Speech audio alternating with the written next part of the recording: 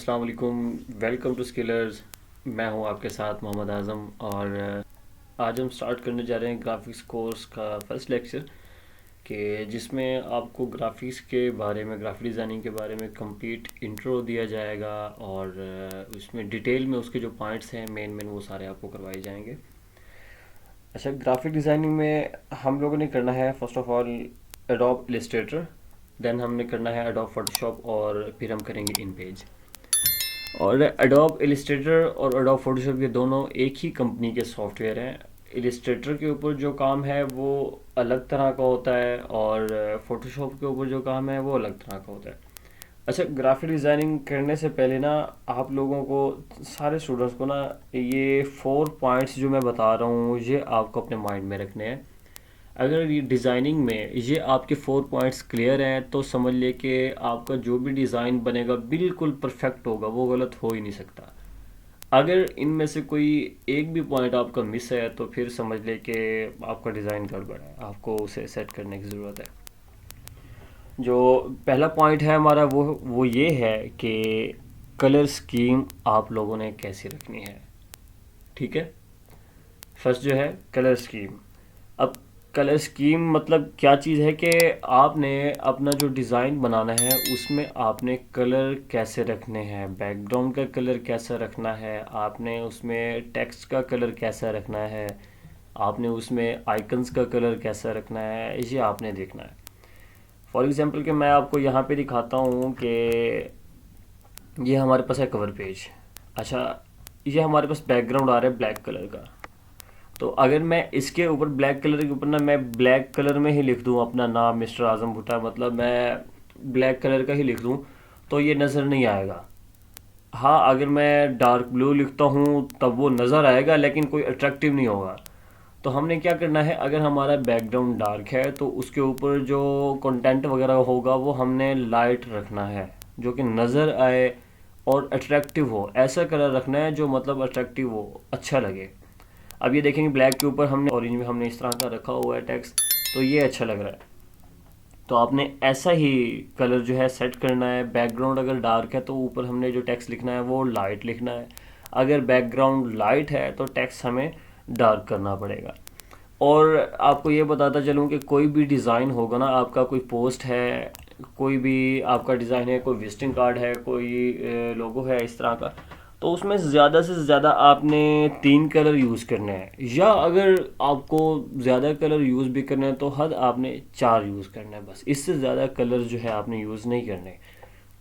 अगर ये यूज़ करते जाओगे रेड, पिंक, ब्लू, येलो, ये सारे, वो बच्चों वाली डिज़ाइनिंग आ जाएगी, तो वो ओवर लगेगा, वो मतलब प्रोफेशनल वे पे नहीं होती, वो डिज़ाइन आपका अट्रैक्टिव नहीं बनेगा। ठीक है, तो कलर स्कीम आपने ऐसी रखनी है, पहला पॉइंट ये हो गया। और दूसरा जो पॉइंट है वो है जी टाइपोग्राफी। टाइपोग्राफी क्या चीज़ है? टाइपोग्राफी मतलब जो आपने उसके ऊपर कंटेंट लिखना है वो किस तरह का हो, उसका टेक्स्ट बड़ा कितना हो, टेक्स्ट छोटा कहाँ पे लिखना है, बड़ा कहाँ पे लिखना है, टेक्स्ट बोल्ड हमने कहाँ पे लिखना है, अनबोल्ड कहाँ पे लिखना है, हमने टेक्स्ट को इटैलिक कहाँ पे रखना है, अनइटैलिक कहाँ पे रखना है, टेक्स्ट हमने सिंपल कहाँ पे रखना है और स्टाइल कहाँ पे लिखना है। ठीक है, तो आपने इस तरह से टेक्स्ट को एडजस्ट करना है, टेक्स्ट का साइज़ देखना है, टेक्स्ट का हमने स्टाइल देखना है। ठीक है, ये सारी टेक्स्ट की हमने पूरी प्रॉपर्टीज़ जो है सेट करनी है इस पे।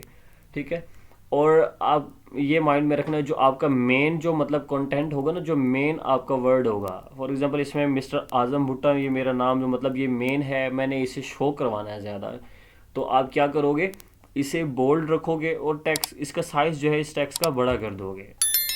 और जो आपकी टैगलाइन होगी उसे आप बिल्कुल छोटा लिखोगे, उसे आप ज़्यादा बड़ा करके नहीं लिखोगे। लाइक ये देख लें कि मिस्टर आज़म भुट्टा ऊपर जो है ये टेक्स्ट बड़ा लिखा हुआ है और नीचे ये प्रोफेशनल ग्राफिक डिज़ाइनर, ये मेरी टैगलाइन है, तो ये इसे छोटा सा लिख दिया।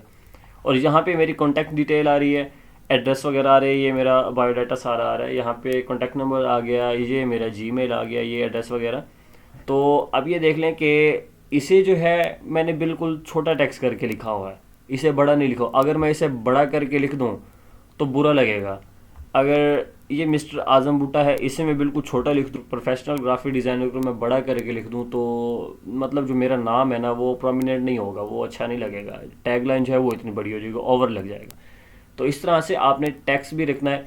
और टेक्स्ट जो है यहाँ पे, ये तो मैंने दोनों लिख दिया सिंपल। अगर मैं यहाँ पे ना ये देखें प्रोफेशनल ग्राफिक डिज़ाइनर को मैं स्टाइल में कर दूँ फ्लावर राइटिंग में, तो कोई भी जो पढ़ने लगेगा ना वो उसे गौर से मतलब पढ़ना पड़ेगा, तो उससे पढ़ा नहीं जाएगा।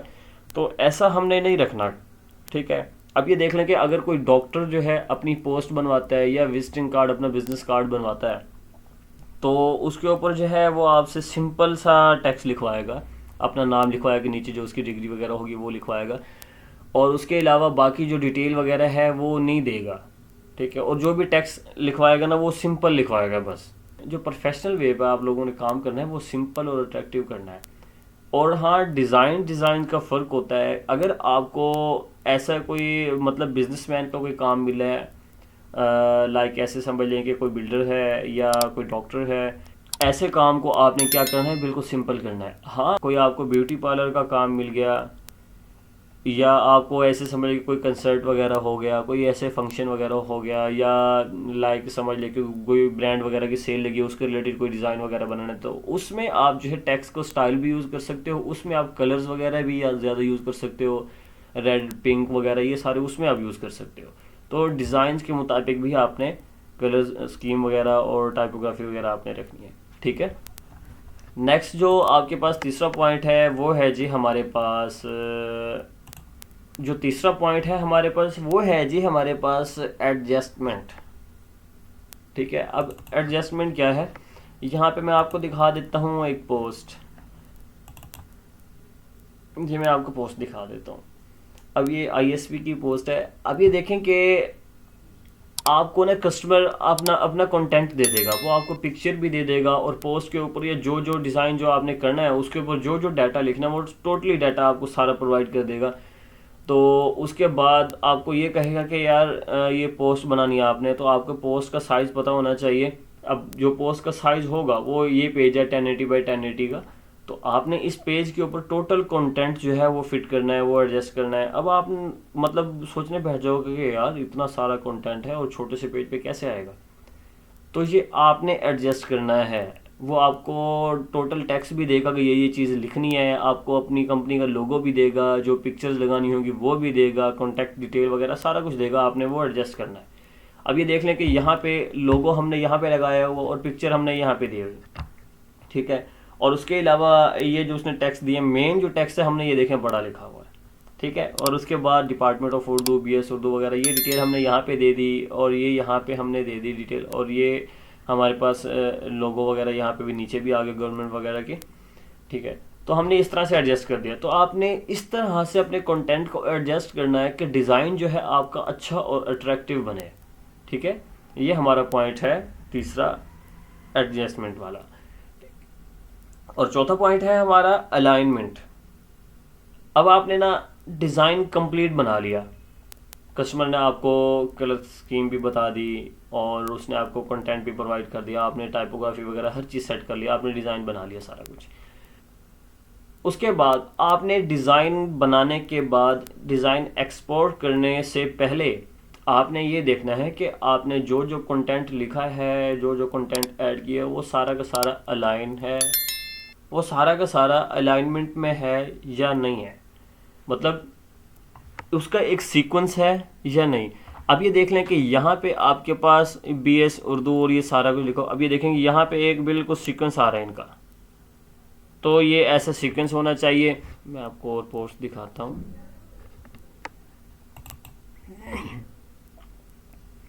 तो उससे पहले डिज़ाइन एक्सपोर्ट करने से पहले ना आपने अपने टोटल डिज़ाइन को देखना है कि उसका जो कंटेंट हमने जो ऐड किया है वो एक वो अलाइनमेंट में है, वो सीक्वेंस में है या नहीं है। क्या उसमें कोई ऐसी लाइन जिसमें स्पेस ज़्यादा हो या लाइन आगे पीछे हो, तो उसे आपने सेट कर लेना है।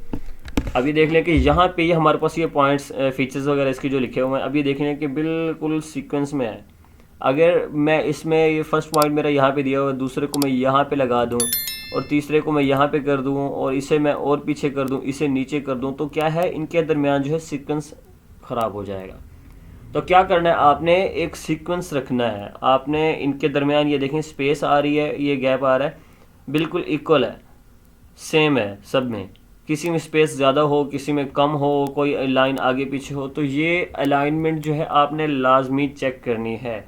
अब ये देखें कि यहाँ से शुरू से यहाँ से गैप आ रहा है वो इक्वल आ रहा है, और यहाँ से भी गैप आ रहा है इक्वल आ रहा है, तो आपने ये चीज़ भी देखनी है। चौथा पॉइंट जो है आपका अलाइनमेंट है, आपने इसे अपने माइंड में रखना है। हमारे कौन कौन से पॉइंट थे? एक पॉइंट था हमारा कलर स्कीम, दूसरा जो था हमारा वो टाइपोग्राफी, तीसरा एडजस्टमेंट, और चौथा अलाइनमेंट। ये आपने 4 पॉइंट जो है अपने माइंड में रखने हैं और अच्छे से देखना है आपने डिज़ाइन बनाते वक्त ना, इन 4 पॉइंट्स का आपने ख्याल रखना है। अगर ये आपकी कंप्लीट है तो आपका टोटली डिज़ाइन कवर हो जाएगा। और आपने अब क्या करना है, इस लेक्चर के बाद आपने ये करना है कि आपने गूगल के ऊपर सर्च करना है पोस्ट डिज़ाइन आइडियाज़। आप गूगल के ऊपर सर्च करेंगे और आपने वहाँ से डिफरेंट पोस्ट देखनी है, सोशल मीडिया पोस्ट। लाइक ये देख लें कि जैसे ये पोस्ट है, ऐसी आपको पोस्ट वगैरह मिल जाएंगी। उसमें आपने 10 ऐसी पोस्ट सिलेक्ट करनी है, डाउनलोड करनी है, जिसकी कलर स्कीम अच्छी हो, ठीक है, अट्रैक्टिव हो, प्रोफेशनल वे पे लगे वो पोस्ट। तो आपने उस पोस्ट को डाउनलोड करके उन्हें अच्छे से देखना है, और उनमें ये 4 पॉइंट जो है आपने वो देखना है अच्छे से कि इसमें कलर स्कीम कैसी यूज़ की गई है, इसमें टाइपोग्राफी कैसी यूज़ की गई है, और कहाँ यूज़ की गई है, किस तरह से यूज़ की गई है, और इसमें कंटेंट को एडजस्ट किस तरह से किया हुआ है, ये आपने देखना है। और फिर आपने देखना है कि टोटल ये कंटेंट को उसने अलाइन कैसे किया हुआ है, एक सीक्वेंस में कैसे रखा हुआ है। आपको अगर ये पोस्ट में आपने एक बार देख लिया तो आपको ऐसे समझ लें कि 50% डिज़ाइनिंग आप लोगों को आ जाएगी।